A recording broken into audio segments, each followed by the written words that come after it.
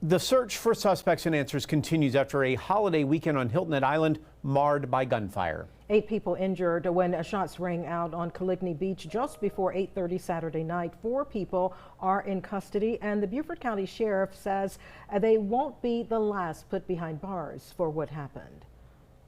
2 individuals that were part of each group, and then a fist fight initiated the gun battle. It was soon after the punch was thrown is when gunfire erupted.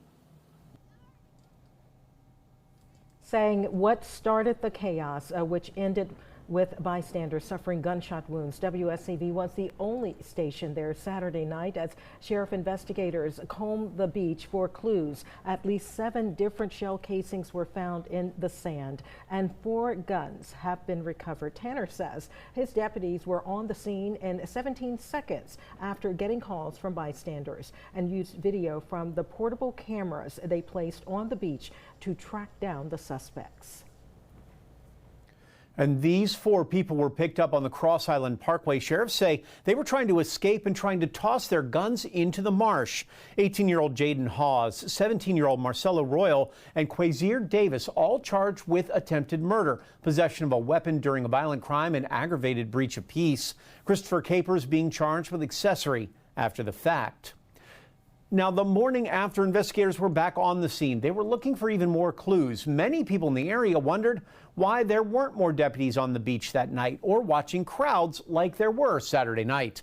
The sheriff himself says enforcement was not the issue in this case. There is a lot of law enforcement on Hilton Head. Every gated community has private security. You have the troopers that are on the island looking for a DUI and working wrecks and doing all the things that they do. The DNR is doing their job. You know, sheriff's office, we're magnified on Hilton Head like we are throughout the county, and not just uniform officers, but there are law enforcement officers that you don't know are law enforcement officers because of what their discipline is at that particular time. Now, Tanner added that more arrests are on the way, and the video from that portable camera he put there is excellent and shows second by second what happened, which is going to enable them to make even more arrests in this case, as well as get convictions. Now, I'll tell you how local businesses are responding to Saturday night's events and why the questions about law enforcement on the island are just beginning for local leaders. That's tonight at 5. A man is in custody after allegedly shooting and injuring 2 people in Hampton County this weekend. Investigators say 23-year-old Deontay Williams Jr. got into an altercation with a group of people Saturday afternoon. It happened near the intersection of Tooten Boulevard and Clark Avenue. Things escalated, and Williams allegedly pulled a gun and shot the 2 victims. They were rushed to the hospital and are expected to be okay. Williams was arrested a short time after that shooting. Other news to tell you about now. A Savannah State University student athlete is allegedly being detained by U.S. Immigration and Customs Enforcement. That is according to a local online publication called 1SSU. WSAV's Jillian Coles is joining us now with the family's efforts to get him back to continue his education.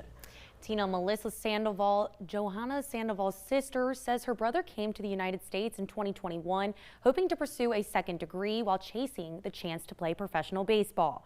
She says her family's world changed when Johan was detained by ICE on July 3rd due to an issue with his student visa. She says they're now worried for his future. The family started a GoFundMe account. Melissa says the goal is to raise funds to help bring Johan back while his immigration case proceeds. Those funds, she says, will go towards immigration bond if granted, legal representation, and court fees. According to 1SSU, the university's president, Dr. Jermaine Worrell, has been working with Johan's family and an immigration attorney to ensure his safe release. Now, WSAV spoke with an SSU spokesperson who says they could not provide information regarding current or former students due to federal privacy laws and university policy. They also add that 1SSU is not an official university organization and does not represent SSU in any capacity. Jillian Coles, WSAV News 3 on your side. Jillian, thanks so much. After more than 6 years of construction surrounding Savannah's Tomochichi Federal Building, the project finally expected to wrap up this fall. That's got some business owners in the area wondering what's next. When renovation work started in 2021, several downtown businesses worried that road closures and limited access would drive customers away. And while some did struggle, others adapted as construction stretched on following a partial floor collapse in 2023 that delayed the project. Owners say construction workers have become regular customers, and with the project ending, they may actually have to adapt again. Tends to bring more business, I would say, because people are coming from the construction site. The people who do the construction, most of them aren't from here. I think it gives them a sense of community. I would be interested to see how much business we have in the mornings, especially after they're gone, because they tend to be most of the people who come in early in the morning. And another adjustment begins today with demolition of the nearby Juliette Gordon Low building, bringing temporary street closures around that federal campus. Now, temporary traffic and parking adjustments will have to be made in that area. This includes an 8-week closure of State Street between Whitaker and Barnard Street. Construction expected to take around 6 months to wrap up. Severe weather can leave lasting impacts on communities and sometimes create more questions than answers. One county in the Coastal Empire has launched a one-stop shop for information you need if a storm strikes. WSAV's Evan Smoke explains.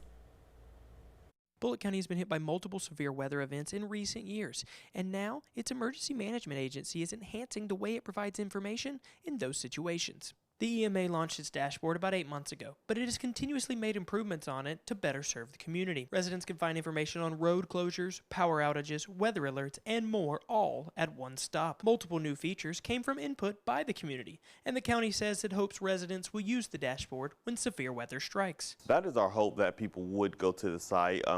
We will flood that site with as much information as possible. It also will be information that is accurate. No rumors. We can control rumors from that side as well. So if you go there, you can see what's actually happening in the county rather than relying on unverified information.